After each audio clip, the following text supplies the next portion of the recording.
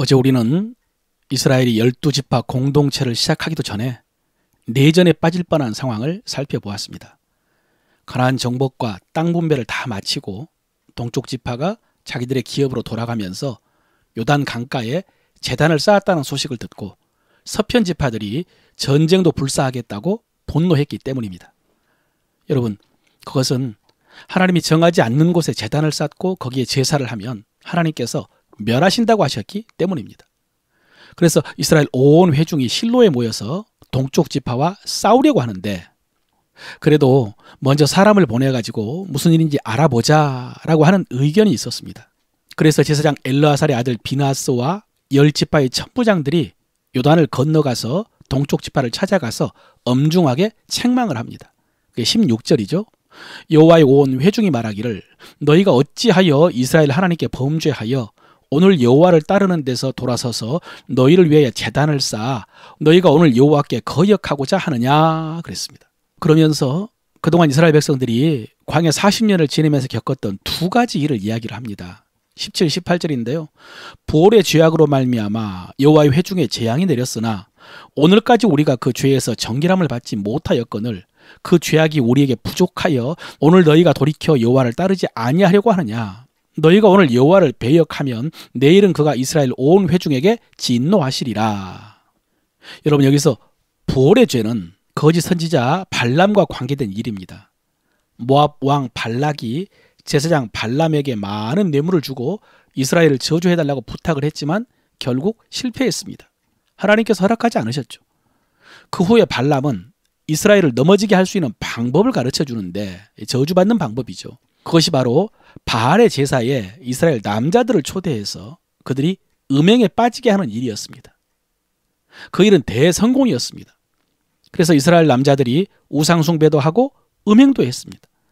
결국 이 일로 인해서 하나님의 진노가 임해서 연병에 돌아서 죽은 사람이 24,000명이라고 했죠. 그때 시므온 지파의 지도자인 시므리가 고스비라는 여인을 데리고 장막에 들어갔고요. 그 모습을 제사장 엘르아살의 아들 비나스가 보고 창을 들고 따라 들어가서 두 사람의 배를 꿰어서 죽였더니 연병이 그쳤었습니다. 하나님께서는 비나스를 칭찬하시면서 그 후손이 영원한 제사장이 될 것이라고 약속하셨죠. 여러분, 지금 그 비나스가 동쪽 지파를 찾아와서 책망하고 있는 것입니다. 여러분, 우리는 여기서 비나스의 말을 주의 깊게 들어야 됩니다. 17절이죠. 보올의 죄악으로 말미암아 여호와의 회중에 재앙이 내렸으나 오늘까지 우리가 그 죄에서 정결함을 받지 못하였거늘. 사실 여러분, 보올의 사건으로 인한 연병 심판은 비나스의 충성스러운 행동으로 그쳤습니다. 비나스가 여호와를 위하여 질투함으로 이스라엘의 죄를 담당했다라고 했습니다.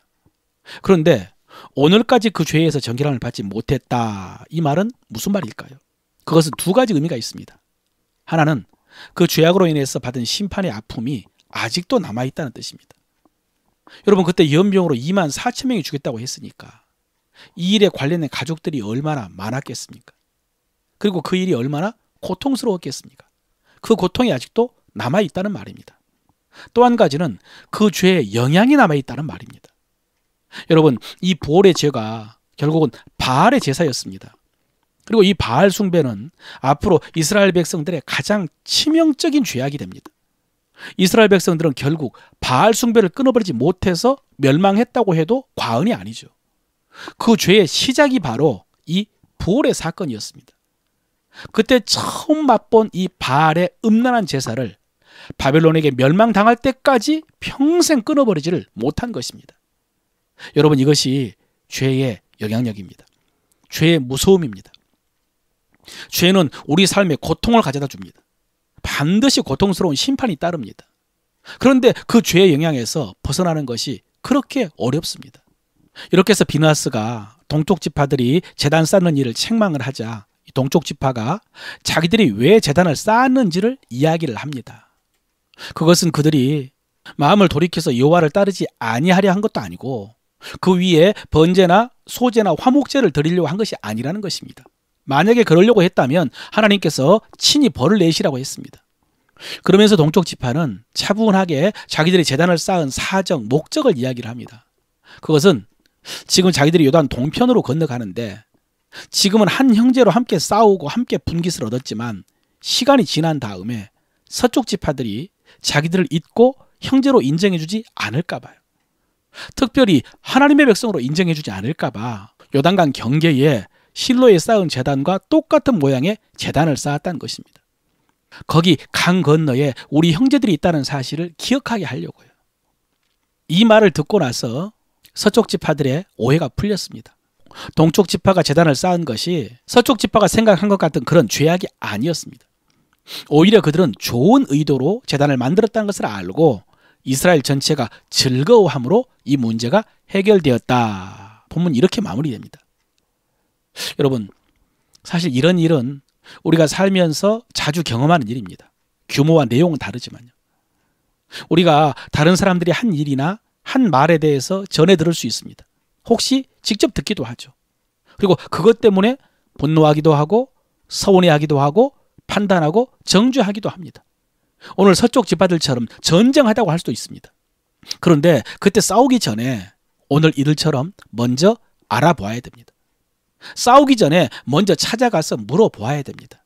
아니면 좀 더 정확하게 알아볼 필요가 있습니다. 여러분, 그렇게 해서 알아보면 내가 잘못 알고 있는 경우도 많습니다. 잘못 전달되었다거나 오해가 있는 경우가 많습니다.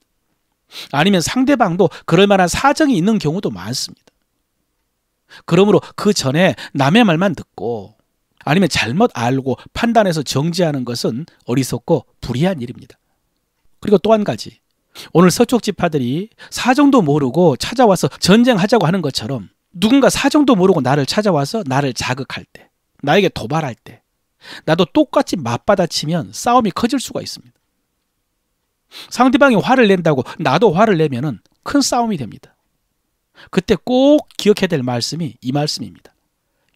잠언 15장 1절이죠.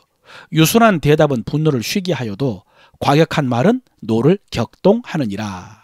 예, 누군가 흥분해서 강하게 말을 해도 대답하는 사람이 유순하게 받아주면 작은 일로 끝날 수 있다는 것입니다.